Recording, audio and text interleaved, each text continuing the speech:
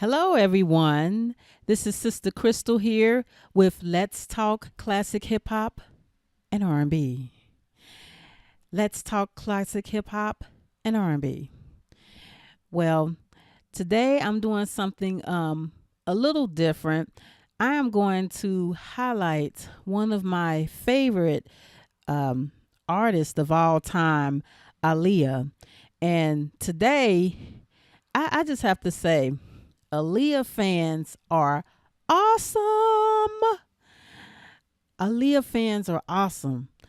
And I say that because, well, today, her MAC Cosmetic limited edition makeup line debuted in stores today. But yesterday, June 20th, her makeup line debuted online, and it's a limited edition, so it's like a special commemorative edition makeup line. And I'm gonna tell you, Aaliyah fans are awesome. I know I've said that already, but this Aaliyah Cosmetics line came about because of her loyal and dedicated fan base. This started about 3 years ago, and 3 years ago, a petition went out online. Uh, some fans just started a petition, and they were asking MAC Cosmetics if they can do a makeup line on her. And it just was just a regular online petition, and it ended up getting like over 25,000 signatures or something like that.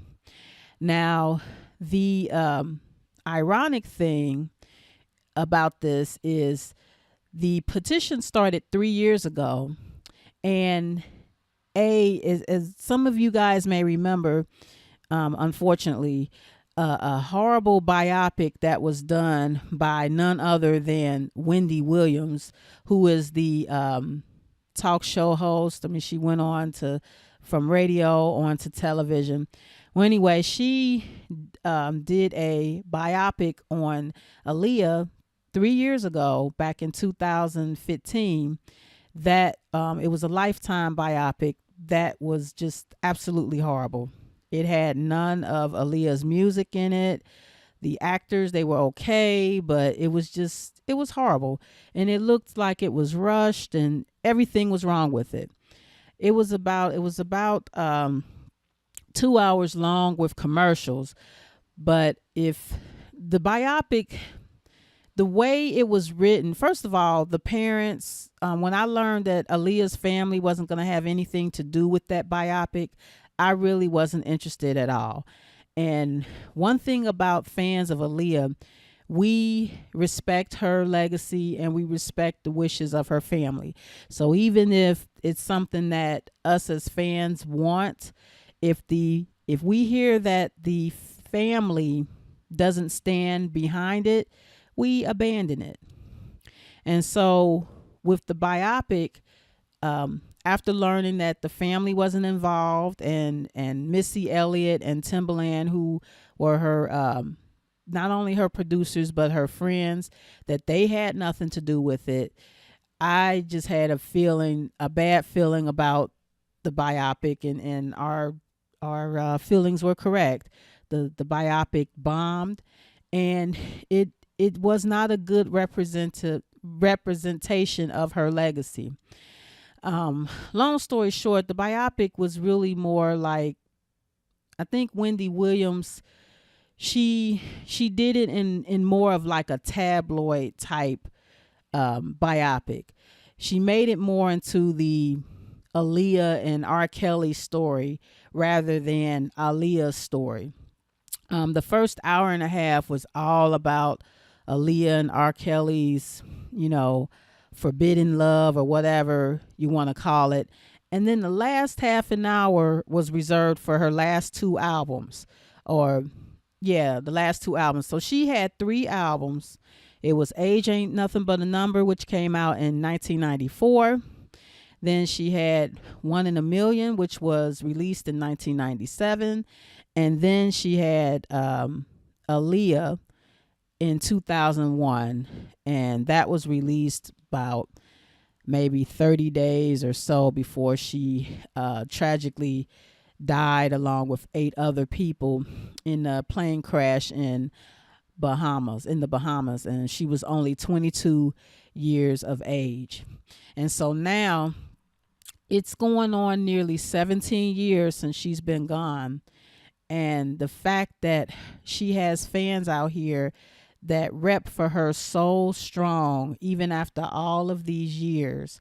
And she only had 3 albums out, but they were great quality albums, which speaks to quality over quantity. You know, you have artists, they may have 30 albums and only a few of them are good. But she only had 3 albums and all 3 were great albums. And Aaliyah just has a wonderful fan base that look out for her. So I said all that to say, fast forward to 2018.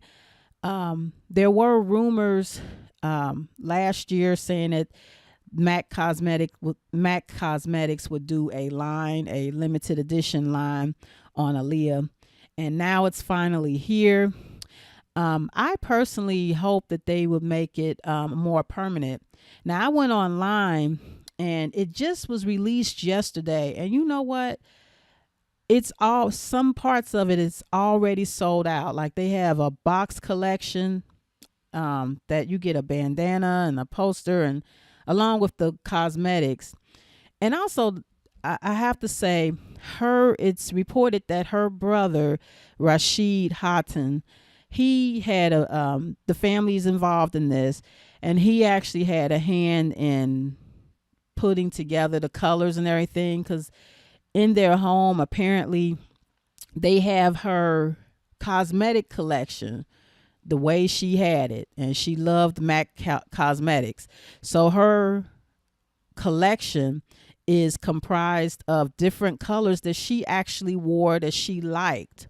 So they have lipsticks and lip liner and lip gloss, and they have what's the other things? An eye palette and bronzing powder. Now, I'm the woman, I don't wear makeup. I rarely wear makeup. But part of the reason why I rarely wear makeup is because I have yet to find the best type of makeup for my skin that won't break me out. Now, not saying that I've never tried MAC Cosmetics. Actually, MAC Cosmetics was a little bit on the pricier side, whatever. But I don't know. I'm going to have to try somebody's makeup if I'm going to start doing lives and all that kind of stuff, which is part of why I don't, I do these videos and I do the voiceover, but I am not being on camera too often. I ain't trying to scare anybody. Nah. I mean, I guess I'm halfway decent, but you feel better being on camera when you look better. And one of the things about being on camera, you have to have all the lights on you so that you can, so people can see you. Well, if you have lights beating down on you, any blemish that you have on your face is going to be magnetized times 1,000. And so that's my biggest fear. So I kind of deviated a little bit, but my point is Aaliyah Cosmetics debuted in stores. I'm not sure which stores it's in, but it's in stores and it's already selling out. Like I'm reading on here, her box set sold out within minutes of becoming available online. So, there's still a lot of people out here that love and cherish Aaliyah. And even though a lot of her music, if you notice, a lot of her music isn't even available online. And I'm gonna do another show on Aaliyah also. But I learned maybe about several months ago that her uncle, Barry Hankerson, he owns the publishing on her last two albums, from my understanding. So that's the One in a Million album and the Aaliyah album. And because of that, he controls whether or not the music's will be available for streaming online and all that. Well, I learned a few months ago that Barry Hankerson is not allowing Aaliyah's music to be streamed online, or he's not allowing fans to be able to buy her music online. So if you notice, the only album that you can buy online is Aaliyah's Age Ain't Nothing But a Number, which is her debut album that was produced by R. Kelly. That's the only album that's available online because Barry Hankerson does not have the ownership over that album, but he does for the last two. And so once I learned that, I was just kind of like flabbergasted, like, oh my goodness, that is threatening Aaliyah's legacy. It threatens to have her be forgotten about. But as long as people like Missy Elliott and Timbaland and Aaliyah's loyal fans are around, her legacy will never be forgotten. And I'm thankful that finally MAC Cosmetics had listened to her fans, and they're doing this limited edition cosmetic line in her honor. And I really hope it becomes permanent one day. This will be really great. And it's something else that's positive in her legacy, so that horrible biopic from a few years ago, that can be a distant memory. And I'm looking forward to possibly one day, with the parents' blessing, that a real biopic would be made on Aaliyah and will really tell her story, how she came up and everything, all the way to the end. So I'm keeping my fingers crossed for that. I really have hope that maybe a real biopic would come out. There are still a lot of fans out there, myself included, that love Aaliyah, that remember her. And she has a lot of new fans that either were too young to even know who she was, or weren't even born when she was on this earth. And now, since it's going on 17 years and she's only been on the earth, she was only on the earth for 22 years, she's been gone almost as long as she was alive. And with that said, knowing that she has so many fans that still, want to honor her memory, and that this company has taken notice of that, I'm thankful of that and grateful. So, but Aaliyah fans are awesome. And one other thing I just wanted to point out too, if you notice, you ask somebody who their favorite artists are, you can tell a little bit about their personality by the type of artist that they listen to. Now, I'm not talking about the genre of music, but for instance, I'm going to say Aaliyah. So if you are an Aaliyah fan, there's one of two things that I know about you. I know that you are mature. You have to be mature in order to like someone who died a tragic death really young and has been gone physically from this earth as long as she has. It's a certain type of maturity to be able to have the strength to listen to the music of someone who's was right there on the verge of stardom and it was snatched from her. And and sometimes I find myself, sometimes it's still kind of difficult for me to listen to some of her music today. And this is my first time really saying that out loud to anybody. It's really hard for me to listen to her music after all these years. I deal with it, and I don't know, maybe that could be what's going on with her uncle. Maybe he feels that if he doesn't allow her music to be available online, that it would just her music would just fade away and it would help him deal with the fact that she's not physically here. I don't know.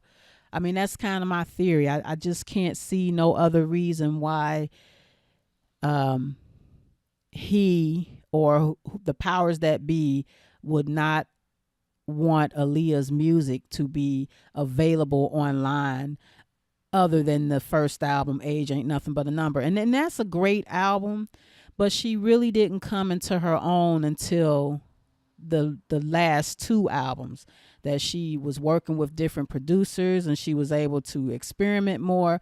The first album was more controlled by somebody else, and even during the first album or shortly after it was released, I read in interviews of Aaliyah, she always talked about how she wanted to work with other producers, you know.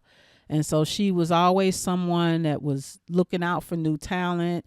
She felt like she wanted to give new producers a chance because she said they were hungry and they were more creative.